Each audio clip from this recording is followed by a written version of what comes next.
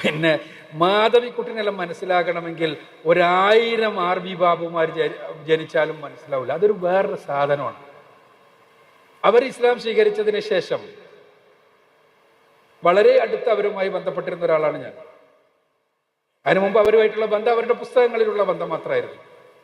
ഇസ്ലാം സ്വീകരിച്ചതിന് ശേഷം അങ്ങനെ തന്നെ പറയട്ടെ, വളരെ അടുത്ത് പല വിഷയങ്ങളിലും അവരെന്നെ വിളിക്കാറുണ്ടായിരുന്നു, സംസാരിക്കാറുണ്ടായിരുന്നു, പോകാറുണ്ടായിരുന്നു.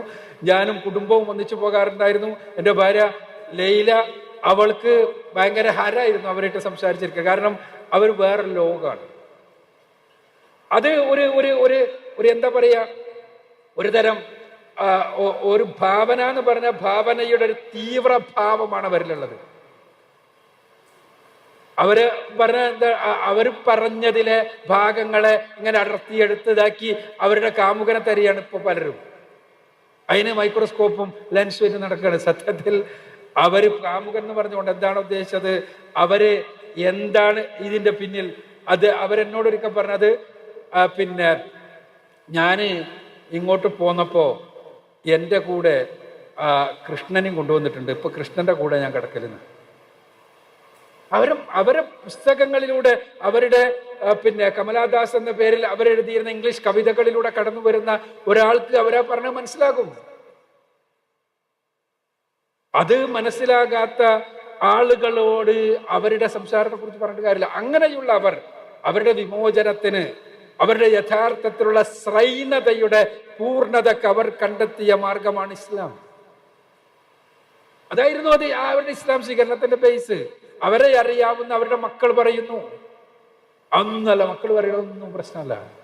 മക്കൾ പറയുന്നതാണ് നിങ്ങൾ പറഞ്ഞ സംഗതി. ചെറുപ്പത്തിൽ അവർ ദത്തെടുത്ത് വളർത്തിയ കുട്ടികളിൽ തന്നെ ഇസ്ലാമിന്റെ മധുരം അവർക്ക് ലഭിക്കാൻ തുടങ്ങിയിട്ടുണ്ട്.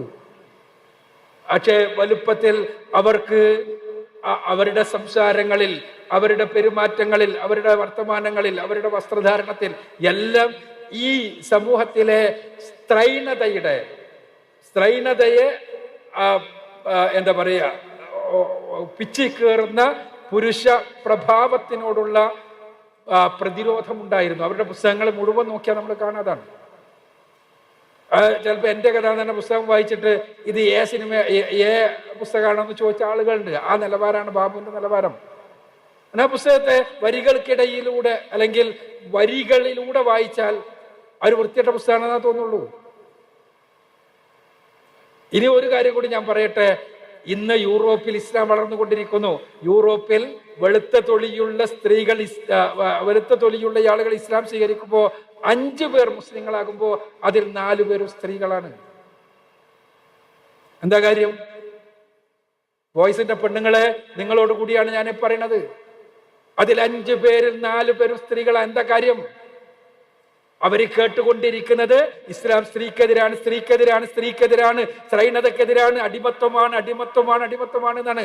അതിങ്ങനെ കേട്ടുകൊണ്ടിരിക്കുമ്പോഴാണ് അവർക്ക് ഇസ്ലാമിന്റെ ഒരു ചെറിയ വെളിച്ചം കിട്ടുന്നത്. റസൂലുള്ളാഹി സ്വല്ലല്ലാഹു അലൈഹി വസല്ലമയുടെ ഒരു വചനം കിട്ടുന്നത്, ആയിഷാ ബീവിയുടെ ഒരു ഹദീത്ത് കിട്ടുന്നത്, അതല്ലെങ്കിൽ പരിശുദ്ധ ഖുർആനിലെ ഒരു വചനം ലഭിക്കുന്നത്. അവർ അത്ഭുതപ്പെടുന്നു. അവർ ഇസ്ലാമിനെ പഠിക്കാൻ തയ്യാറാകുന്നു. അവർക്ക് മനസ്സിലാകുന്നു ഞങ്ങൾ ഇതുവരെ അനുഭവിച്ചത് ആയിരുന്നു യഥാർത്ഥത്തിലുള്ള അടിമത്വം. അതിൽ നിന്ന് അള്ളാഹുവിന്റെ അടിമത്വത്തിലേക്ക് അവർ കൂടുമാറാൻ തീരുമാനിക്കുന്നു.